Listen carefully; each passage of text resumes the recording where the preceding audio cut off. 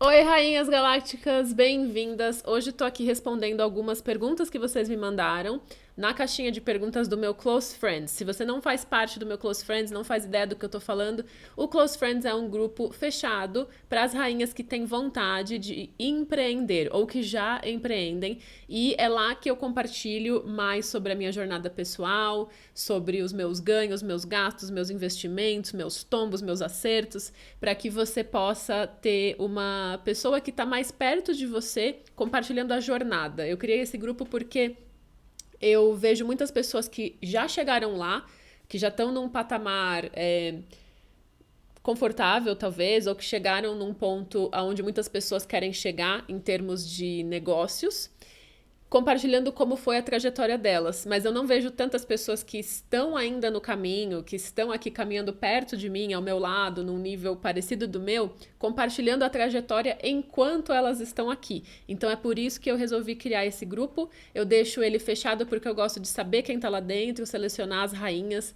Se você tem essa vontade, se você sente esse chamado de estar um pouco mais perto de mim nessa jornada, então é só me mandar uma mensagem no Instagram. Eu vou deixar o link aqui embaixo na descrição do vídeo. Se você está ouvindo isso no podcast, vai estar também na descrição do episódio.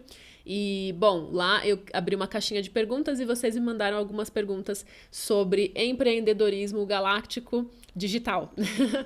E então, uma das perguntas, na verdade, essa foi uma pergunta que tinha me mandado antes, que eu acabei não respondendo no episódio anterior do podcast, que foi sobre a questão burocrática de empreender. E essa pergunta é muito importante, então eu vou responder ela aqui, apesar dela ter sido enviada muito antes para mim. É, é muito simples a resposta. Contadora. Quanto antes você puder investir em alguém para te ajudar nessa parte, melhor vai ser para você. Contadoras, eu não considero um serviço caro pelo tanto de ajuda e apoio que elas oferecem. Então, mesmo que você esteja agora pensando em começar a abrir o seu negócio, já pensa em ter uma contadora do seu lado. Para você que está começando agora, assim como eu também nesse momento, qual é o meu CNPJ é de MEI, então você vai abrir a sua MEI, que vai te ajudar a, bom, primeiro legalizar o seu trabalho, né, o seu oficializar aí o serviço que você presta. E segundo, vai também simplificar a questão dos impostos para você. Então, você pode fazer isso sozinha, você pode abrir MEI online, não precisa de contador, mas eu indico fortemente de todo o meu coração que você já tem alguém para te ajudar nessa parte. E olha que eu ainda sou formada em direito, hein? Então em tese eu teria algum conhecimento sobre isso, mas eu não quero ocupar minha cabeça com essas coisas. E aí eu jogo tudo para minha contadora, que é maravilhosa. E enfim, essa parte já tira de letra. Então fica muito mais fácil se você já chamar alguém para te ajudar. Essa é uma das grandes lições também que eu venho aprendendo na minha vida, na minha aventura aqui como empreendedora, que é não tenta fazer tudo sozinha. Você só vai chegar à beira de um burnout e não vale a pena, tá? Peça ajuda. Peça ajuda, invista no seu negócio. É preciso também começar a ter uma mentalidade de empreendedora, mesmo que você ainda seja MEI, mesmo que você nem tenha um CNPJ ainda, que você tem só um Instagram onde você oferece serviços, mas você já está pensando longe, comece a pensar em reinvestimento. O quanto você pode pegar do que você ganha e investir no seu negócio para contratar uma contadora, para pagar anúncio para sua mensagem chegar para mais pessoas, quais sejam as ferramentas que você opte aí por trabalhar com para que o seu negócio consiga crescer de forma saudável e sustentável. Né? Quando eu digo sustentável, nós que fazemos negócios digitais, não é sustentável no sentido de não imprimir papel e não matar árvores, mas eu digo sustentável no sentido energético. Você consegue sustentar, você consegue suportar o seu negócio? É sustentável?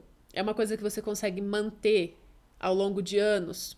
Né? Então é importante a gente começar a estudar os nossos ritmos, por isso que é tão importante também conhecer você mesma através das ferramentas de autoconhecimento, do desenho humano, da astrologia, do que ressoar com você, para que você vá sempre se questionando e se aprimorando nesse aspecto. Bom, vamos lá agora para as perguntas que mandaram aqui. Ah, dicas de autoconfiança para empreender. Como bancar a empreendedora? Bom, essa pergunta é uma pergunta bem interessante, né? Porque eu acho que existe uma certa mítica, assim, uma falácia, uma coisa que a gente acredita que coragem é uma coisa que algumas pessoas têm e outras não. E eu não vejo isso assim. Aliás, eu inclusive tenho essa palavra tatuada no meu ombro, porque é algo muito importante, simbólico para mim. A coragem. E a coragem é uma qualidade, uma virtude que a gente pratica. A gente desenvolve coragem. Ela não vem do nada, naturalmente, como um dom. Não é que nem ter olho azul. Né? Coragem é uma coisa que a gente desenvolve. Você, eu, todas as pessoas podem praticar coragem. Como que a gente pratica coragem? Fazendo. Não tem outro jeito, né? É pegar o medo, pegar na mãozinha do medo, respira fundo e vai. Quanto mais você exercitar atos de coragem, mais você vai começar a se sentir e se identificar como uma pessoa corajosa. Então, não tem muito segredo nisso, é começar a fazer.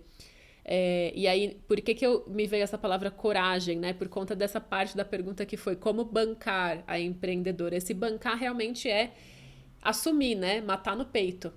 Pegar esse arquétipo e falar, sou eu. E quando a gente fala essa coisa de matar no peito, isso me lembra a palavra coragem. A etimologia da palavra coragem é agir com o coração. Cor de coração e agem, né? Não lembro exatamente os termos em latim agora. Mas a história, a origem da palavra é essa. Então, coragem é agir com o coração. Para você bancar, você matar no peito a sua empreendedora galáctica interna, você precisa começar a agir. Então, pense hoje qual é um pequeno ato de coragem que você pode fazer. Um passinho, não precisa ser nada grandioso, não precisa largar seu emprego CLT agora, não precisa jogar tudo pro ar, mas qual é um passo que você pode dar hoje para te aproximar da sua empreendedora, do negócio que você quer ter e do que você está visualizando para você. Então, não tem segredo, nesse caso é prática mesmo. Vamos lá para outra pergunta. Ana, me incomoda as pessoas dizendo que você tem que trabalhar exaustivamente para ter o seu negócio digital. Sou projetora, não dá mesmo. Comente sobre isso. Trabalhar exaustivamente, eu estava falando antes justamente sobre a questão da sustentabilidade, né, dos ritmos. Não tem como, você não vai conseguir ter o tempo necessário para o seu negócio desenvolver se você, desde o começo, criar um monstro que você não vai conseguir manter.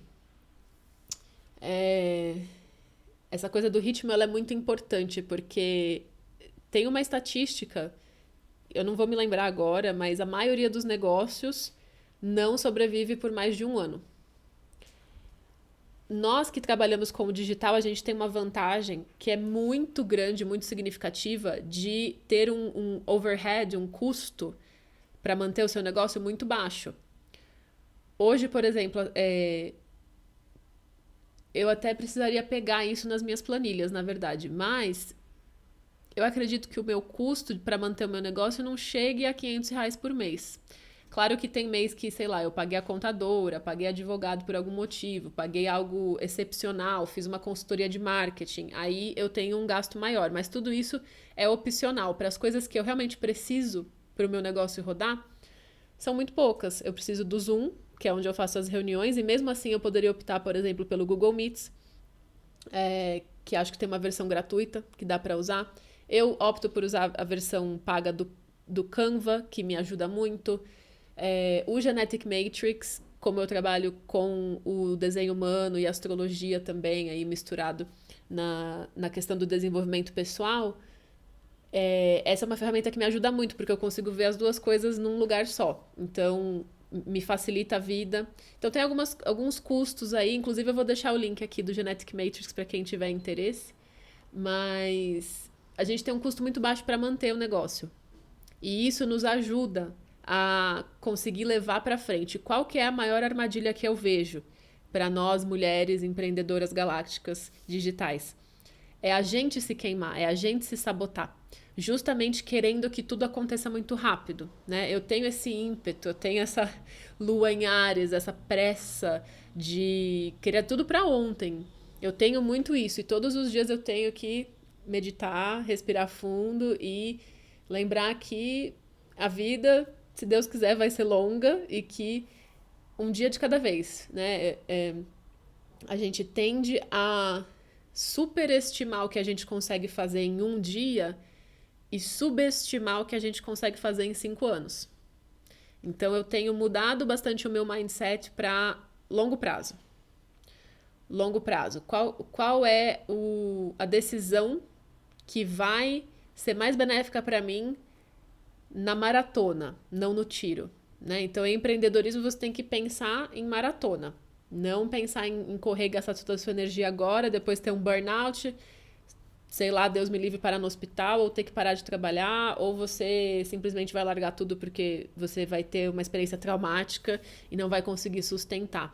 Então, quais são as coisas que eu venho aprendendo sobre isso? Delegar, automatizar e eliminar.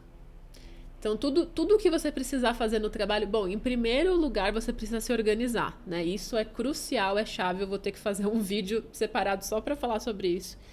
Mas você precisa se organizar e você precisa encarar o seu trabalho na internet como um trabalho, né? Não é só ficar fazendo post no Instagram, fazendo 50 stories por dia. Você tem que se organizar, você tem que ter um planejamento. Eu gosto de fazer planejamento trimestral, porque para mim as coisas mudam numa velocidade rápida. Então eu não gosto de planejar um ano inteiro à frente, mas eu faço planejamentos trimestrais, tenho mais ou menos uma ideia de onde eu quero chegar no final do ano.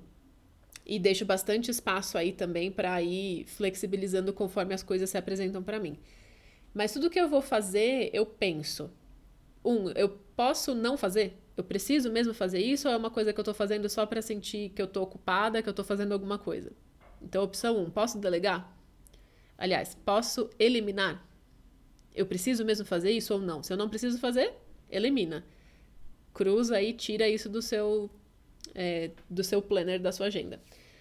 Opção 2. Existe alguma opção de automatizar isso? Tem várias coisas que podem ser automatizadas. Você pode automatizar os seus posts, por exemplo. Isso é uma coisa que me ajuda muito a me organizar para não ter que parar todo dia e em tal horário ir lá e postar. Então eu já organizo e deixo alguns posts agendados, outros quando eu sinto, porque eu também sou muito intuitiva, né? Quando eu sinto, eu vou lá e faço na hora que eu tô sentindo. Então eu deixo também esse espaço para intuição, para espontaneidade, mas tenho aí a minha programação também. O que você pode automatizar? O que você pode simplificar? Aonde eu posso criar uma estratégias e processos. Isso é tudo.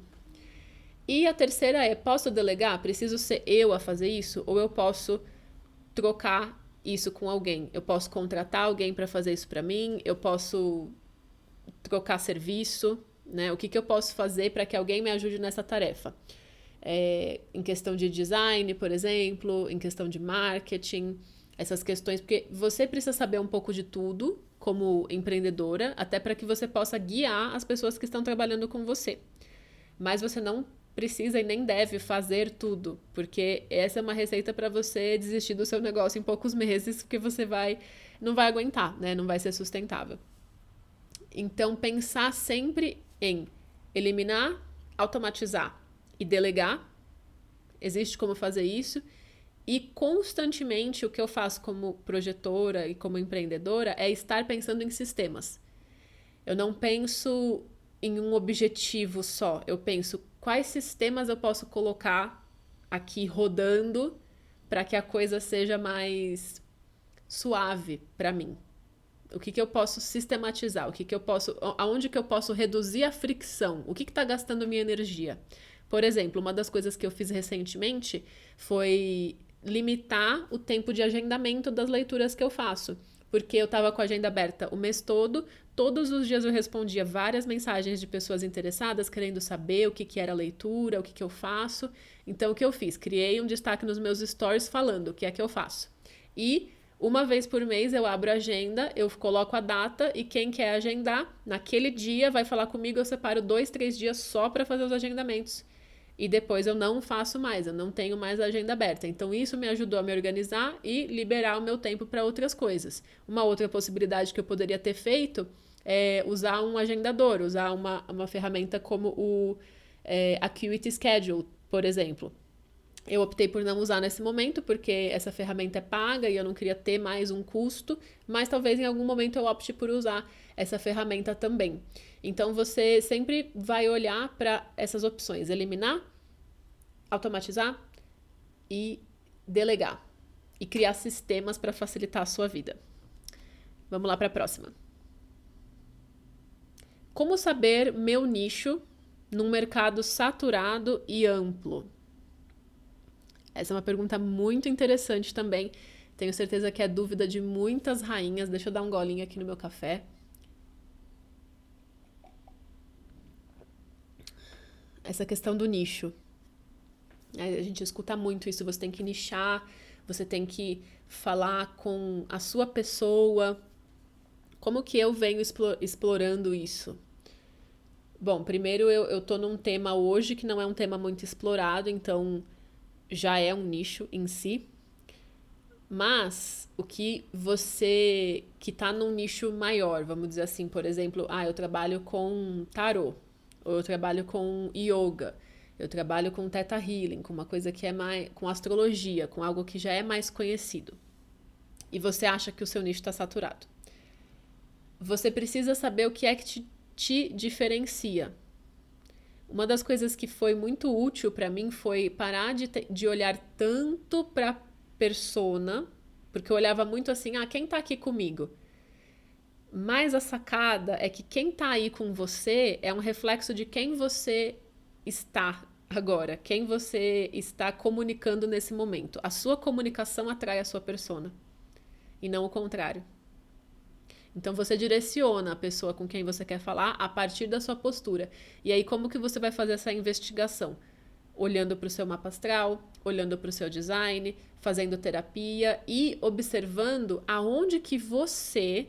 Isso, assim, é um processo para você pegar um caderno mesmo. Eu queria ter um caderno.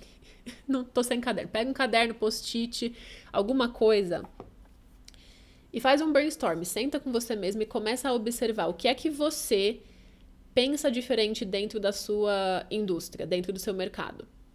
O que é que você tem uma outra visão sobre? No que é que você discorda? Então, em todos os pontos em que você pensa diferente, que você tem um posicionamento que é minoria, vai começando a dar o seu tempero. Começando a dar o seu tempero e assim, não é uma vez ou outra falar sobre isso, é todos os dias se posicionar. O que é que você acredita? Qual é a sua vertente dentro desse negócio amplo? Tem um livro que é muito interessante, chama Blue Ocean Strategy. Eu não sei se em português chama Estratégia do Oceano Azul.